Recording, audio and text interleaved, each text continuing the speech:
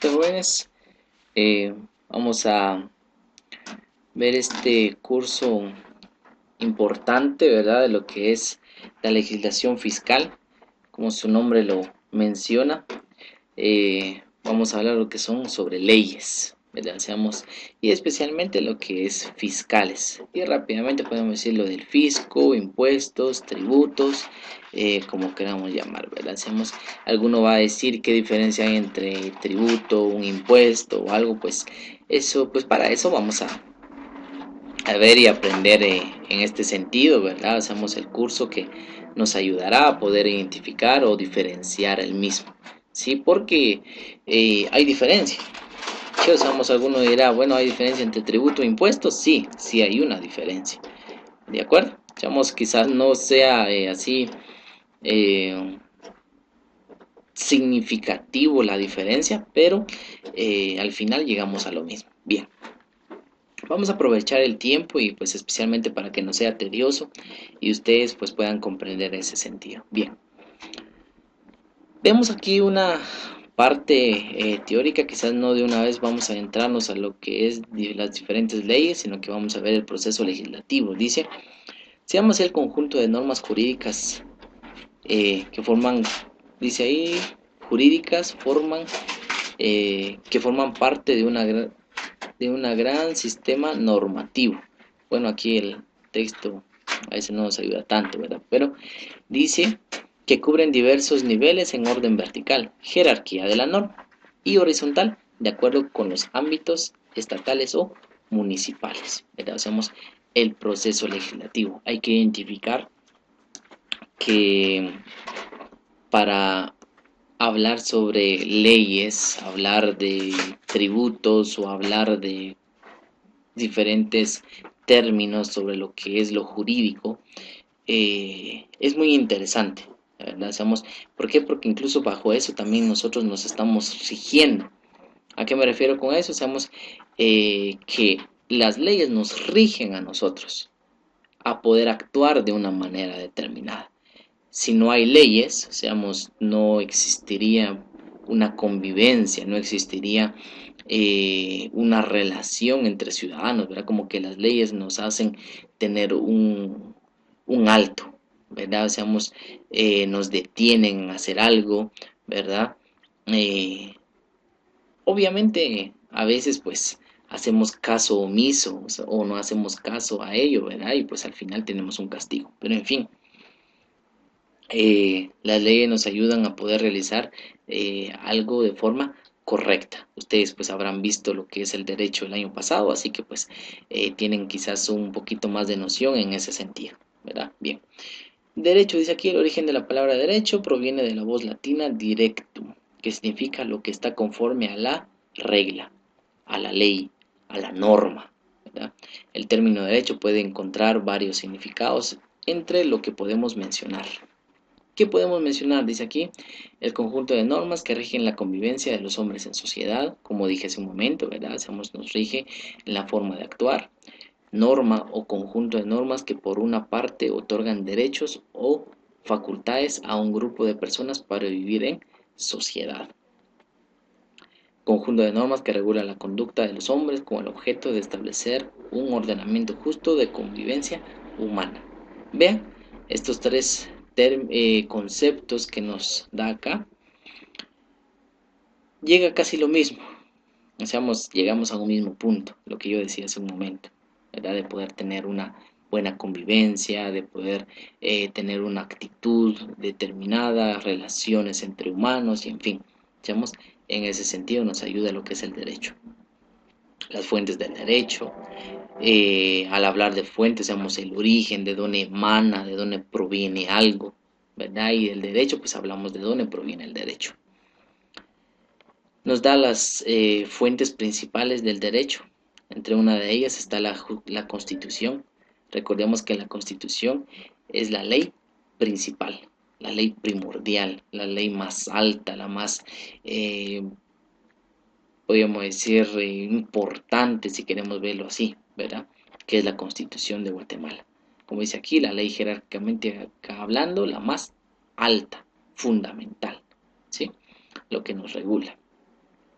Ahí lo leen, digamos, leen todo eso, ¿verdad? Yo voy identificando de formas generales para que pues comprendamos el mismo. La ley, ¿verdad? Hacemos, la ley, como dice ahí, es el conjunto de normas jurídicas establecida para regular la relación de los individuos en sociedad. Sin ley, considero que pues sería más complicado estar viviendo en una sociedad. La jurisprudencia. Eh, Hasta cierto punto, digamos, siempre hay discusiones en el que quizá la jurisprudencia sea una fuente o no y demás, pero, como les digo, nos permite poder identificar o el origen del mismo, o del derecho. Como dice aquí, se conoce como jurisprudencia la interpretación que el legislador realiza de las normas jurídicas en base a su experiencia, la cual se manifiesta en los tribunales, en las resoluciones judiciales, penales, laborales y administrativas que se realizan en los diferentes tribunales. ¿Qué se refiere con eso? Simplemente que la jurisprudencia se convierte en esa interpretación que hace un jurista, o como dice ahí, eh, legislador, menciona acá. Al final somos esas personas quienes son expertos en la materia y que en base a ello interpretan la ley, porque obviamente la ley es necesario interpretarla, ¿sí? Entonces, la jurisprudencia se convierte en eso. ¿Cómo ayuda? Em, pues podemos identificar que en este momento se presenta un caso determinado y se interpreta la ley, ¿verdad? Y posteriormente, pues ayuda a poder resolver casos similares más adelante, ¿verdad? O sea, por eso se convierte como en una fuente, porque nos va a ayudar más adelante a poder interpretar la ley y, por supuesto, el derecho. La costumbre, dice, se conoce como costumbre a la práctica reiterada de determinada actividad, la cual es aplicable generalmente en las áreas en donde la ley es aplicada específicamente en el pueblo. ¿A qué se refiere? Muchas veces hay cosas que uno lo considera como una ley, pero no está escrito, sino que es una costumbre. ¿A qué me refiero con ello? Seamos, por ejemplo, hablemos de algo sencillo en la casa, seamos en la casa propia. El de, podemos decir, el de saludar ya sea a los padres o realizar algo dentro de la casa o ordenar o algo, digamos, todo se ha convertido como una costumbre, ¿verdad? Y que si no es así, hay un castigo. Seamos mamá y papá quizás dicen, bueno, digamos, se va a realizar esto siempre y si no, entonces tiene un castigo, ¿verdad? Sabemos que eso es una costumbre. O si hablemos de un pueblo, el pueblo tiene quizás una costumbre en realizar una actividad determinada, en realizar diferentes, podríamos decir, actos o algo así dentro de una sociedad y que se ha convertido en una costumbre. Y ahí cuando nosotros decimos, bueno, es que ya es costumbre, ¿verdad? Como que ya es algo que se repite constantemente y que como que se considera que es por ley que hay que realizarlo, ¿verdad? Bien. Posteriormente tenemos acá, dice el negocio jurídico, dice que es el acuerdo de voluntades en donde se regula la norma imperativa atributiva con reconocimiento y tutela del orden jurídico. Eh, Entre dos partes, estamos aquí, hablamos de un acuerdo, como menciona, un acuerdo entre dos partes. Entonces se convierte en una fuente hasta cierto punto, porque siempre yo sé que habrá discusiones, especialmente en personas abogadas, ¿verdad? En el que estipulan cosas que sí son una fuente y otras que quizás no sean una fuente, ¿verdad? Por el hecho de que se convierte simplemente en una forma de actuar, en una forma de realizar las cosas, ¿sí? Bien. Están los principios generales del derecho, la doctrina, ¿verdad? La doctrina que como lo dice acá, ustedes lo pueden leer, la doctrina pues comprende el conjunto de opiniones que lo plasman dentro de un libro, un texto.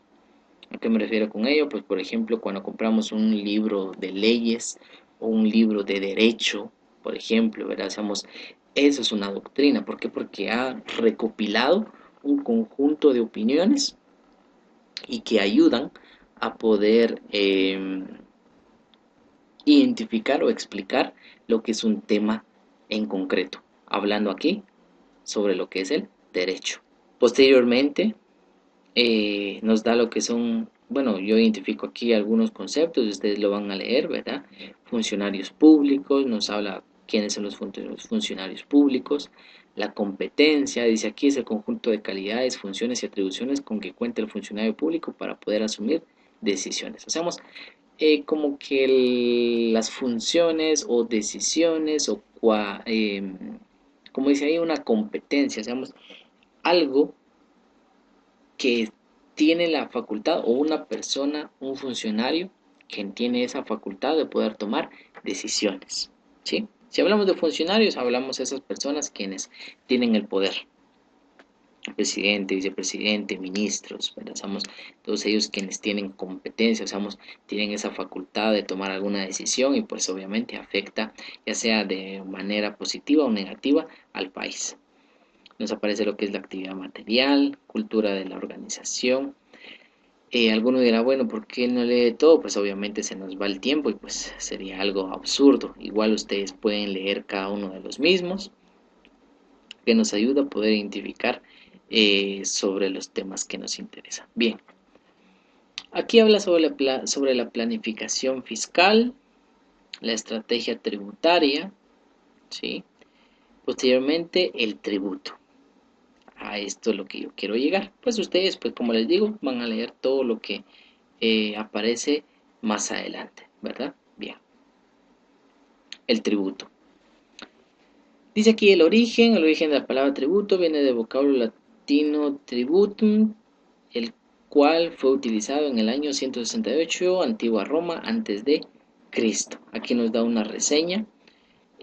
Algo muy importante son estas dos, dicen, en la antigüedad existieron dos características muy marcadas de los tributos, los cuales son prestaciones voluntarias, dice, está formado por los tributos que los ciudadanos otorgaban al Estado por convencimiento, el cual tenía la finalidad de ayudar al mantenimiento del Estado.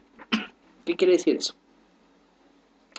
Cuando dice prestaciones voluntarias, o sea, de que lo hacían de forma voluntaria, y que las personas estaban convencidas de que al momento de que daban una parte de dinero al Estado, iba a ayudar a la sociedad, ¿verdad? Veámoslo desde este punto de vista. Por ejemplo, que ustedes trabajen, están en su familia, ¿verdad? Somos mamá, papá, hermanos y usted, ¿verdad? Bien, y trabaja, usted trabaja y dice, bueno, sé que al momento de que yo colabore con la familia, les dé dinero a mis papás o a los padres, ¿verdad? Sé que pueden, o a mamá puede ir a comprar quizás cosas que se necesitan en la casa, comida, frutas y demás, ¿verdad? Entonces, es como que estoy convencido que al momento de dar algo, voy a obtener un beneficio, ¿verdad? Sabemos que va a ser como que para todos. Entonces es similar acá en una sociedad, de que al momento de que dan un recurso económico, o sea, van a dar parte de sus bienes al Estado, estaban convencidos de que iban a beneficiar a la sociedad. A eso era lo que son las prestaciones voluntarias. Posteriormente, dice el sistema de imposición indirecta. ¿A qué se refiere con ello? Que por lo general pues es en el sistema que nosotros manejamos en el país, o podemos decir que casi todo el mundo, ¿verdad? Dice, eran los tributos que otorgaban en el momento de realizar compra de mercadería.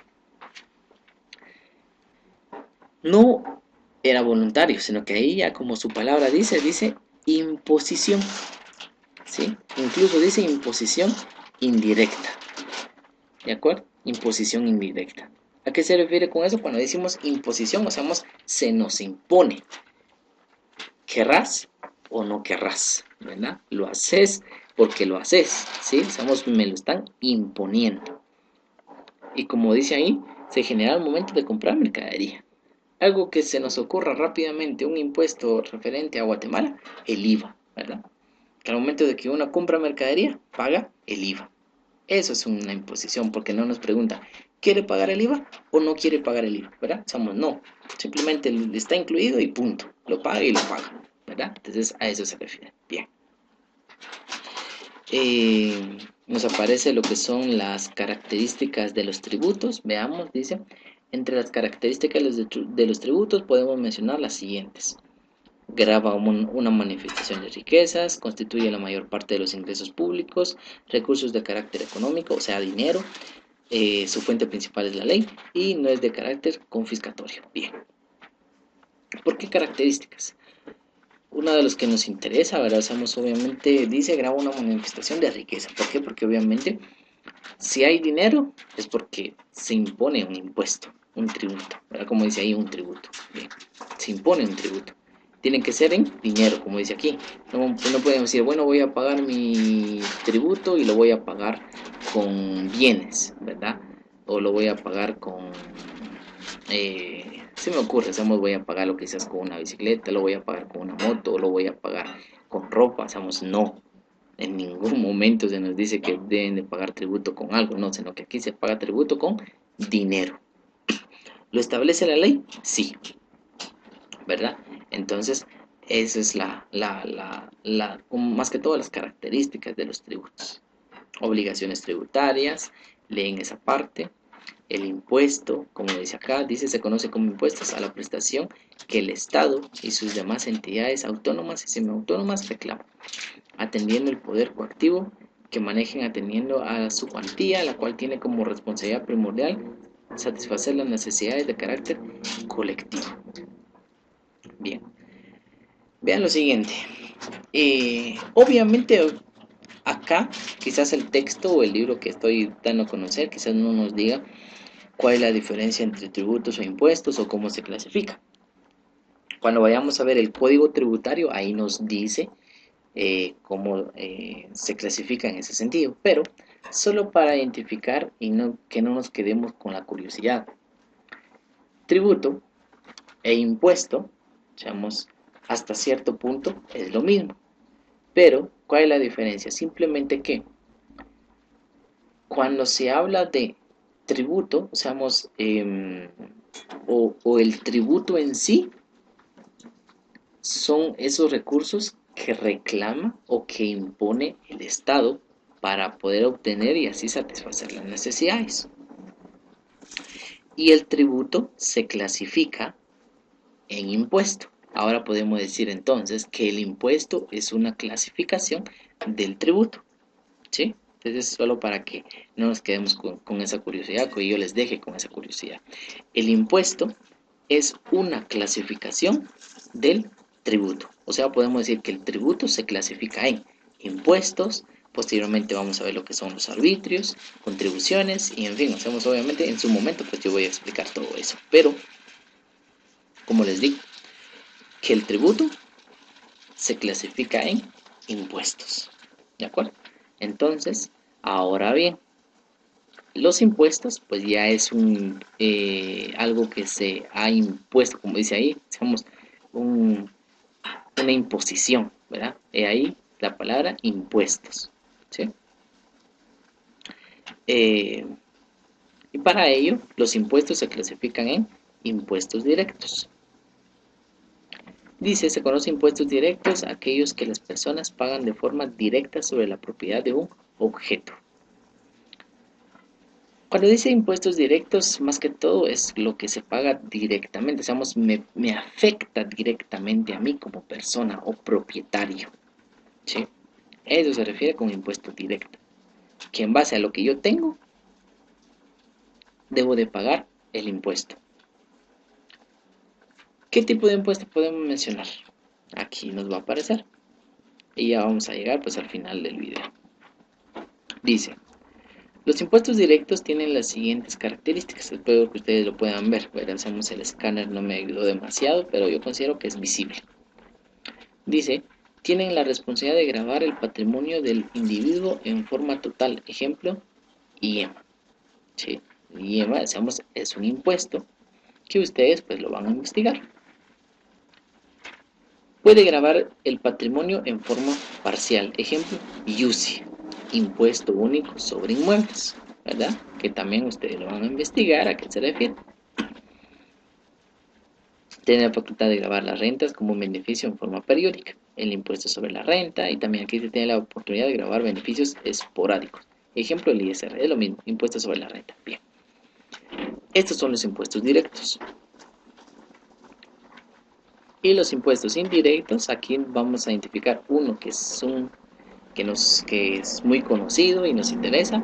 Dice, es el tipo de impuestos que son pagados por toda la población.